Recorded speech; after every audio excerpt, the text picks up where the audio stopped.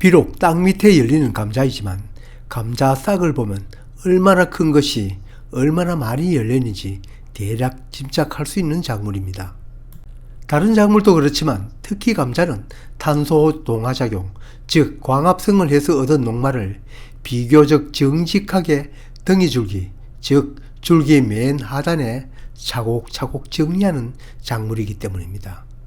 손바닥 농부가 안내드리는 핵심 6가지만 지킨다고 주제에서 얘기한 것이 그대로 이루어지진 않습니다. 농사는 100가지 중 1가지만 어긋나도 소용없기 때문입니다.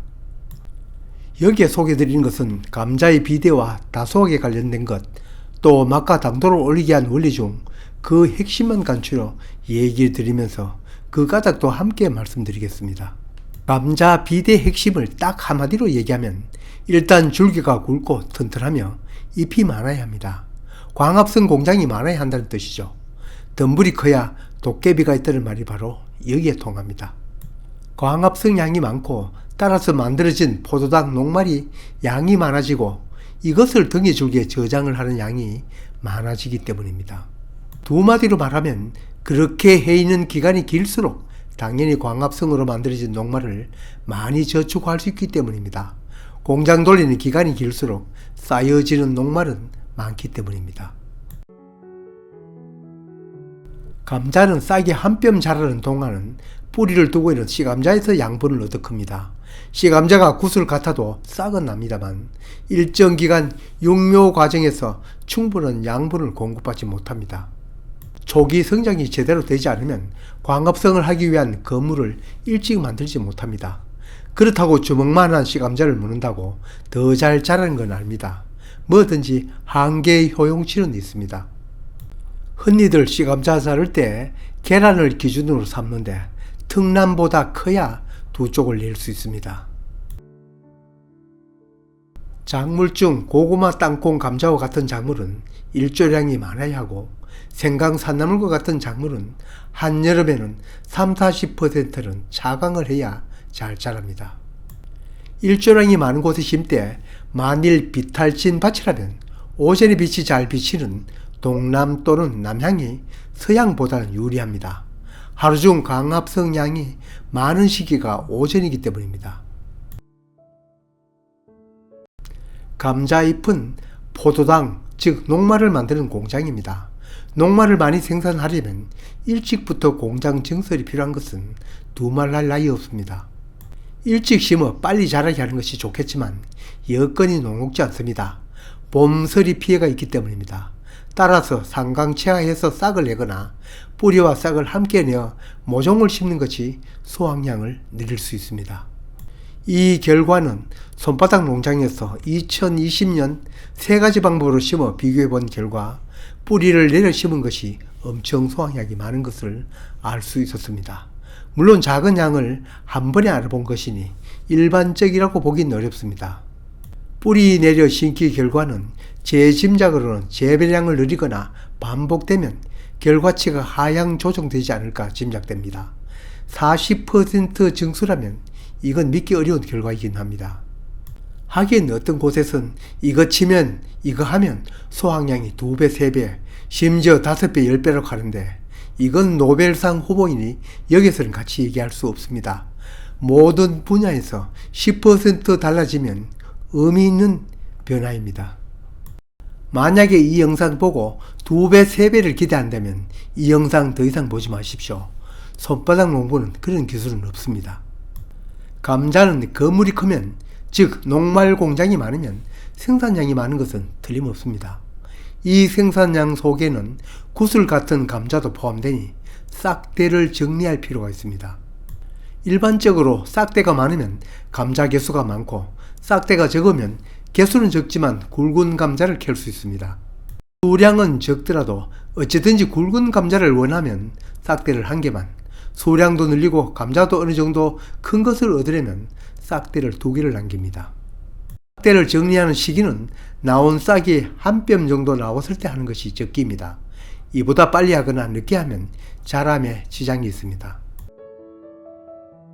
안 먹고 잘 크는 것은 이 세상에 없겠죠. 감자밭 만들 때 퇴비를 충분히 넣고 밑비료 쉽게 맞춰주려면 감자 전용 비료를 쓰거나 그 전용 비료의 배합률을 참고하여 살포하고 밭을 만듭니다. 아시다시피 밑비료 주었다고 끝이 아닙니다. 심은 후에도 2-30일이 지나면 우비료를 주어야 합니다. 질소와 가리 중심으로 주되 처음에는 거물을 키워야 하니 질소를 더 많이, 감자 비대기에는 가리 중심으로 밑비료를 줍니다. 가리는 열매 비대비료입니다. 감자 수확을 서둘러 할 밭이 아니라면 감자잎이 오래가면 그만큼 광합성 기간이 길고 쌓이는 녹말도 많겠죠. 감자잎을 평소보다 더 오래 싱싱하게 하려면 엽록소 성분인 마그네슘 연면 살포하면 큰 도움이 됩니다. 지금 마그네슘 연면 시비한 시기가 6월 19일입니다. 근처의 감자밭은 벌써 잎이 누르거나 아님 수확을 하고 있습니다. 아래의 사진 모습이 7월 4일 촬영한 감자밭 모습입니다. 다소 잎이 누른 것이 보이지만 근처 감자밭은 벌써 20일 전에 수확을 마쳤습니다. 이때 한두 번은 붕소와 칼슘도 연면 시비하면 감자 속이 비건하는 일 없이 튼튼한 감자를 얻을 수 있습니다. 물론 붕소나 칼슘은 광합성한 녹말을 열매를 보내는 데도 도움을 줍니다. 감자가 싹이 나서 거물이 크는데 알맞은 수분은 60 내지 70%, 그 흙을 걷어내고 흙을 한 손에 꼭 쥐면 양토나 사양토 기준으로 살짝 뭉쳐지는 것이 이 정도입니다. 그렇지만 비대기에 접어들어 구슬 감자가 생기고 이놈들이 막 굵어질 때는 물이 많이 필요합니다. 독이 높다면 물을 댄다는 표현이 맞을 겁니다. 광합성은 잎에서 햇빛 에너지를 이용하여 공기 중의 이산화탄소와 뿌리에서 흡수한 물로 포도당을 만드는 원리는 농부라면 알고 있을 것입니다. 노지에서는 이산화탄소는 어쩔 수 없지만 물은 부족하지 않게 공급해야 광합성 양이 늘어납니다. 그러다가 감자 캐기 최소 15 내지 20일 전에는 물 공급을 중단합니다. 모든 작물은 수확기가 가까우면 양분과 물 공급을 중단해야 단단한 열매, 즉 저장성이 좋은 열매를 얻을 수 있습니다. 전문 농가는 캐는 시기를 시세에 맞춰 수확하지만 우리 텃밭농, 그 중에서 이 밭에 바로 작물 심지 않으면 잎과 줄기가 황화되면 캐면 다음 열매라도 수확량이 많습니다. 감자는 늦게 캐면 껍질이 두꺼워지긴 합니다만 그렇다고 썩지는 않습니다. 감자의 맛은 품종에 따라서도 차이가 있겠지만 재배 과정에 따라서도 다릅니다. 감자의 맛을 내는 데는 인산 성분도 한 몫을 하지만 무엇보다 황성분입니다.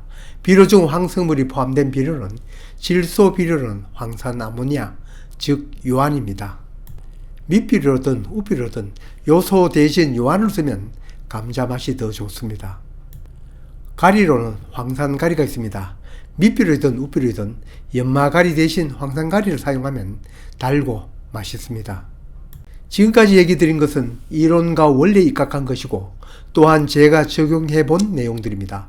이거 치면 효과 있다, 이거 하면 효과 있다에 흔들리지 마십시오. 농사는 요술이나 마술이 아닙니다.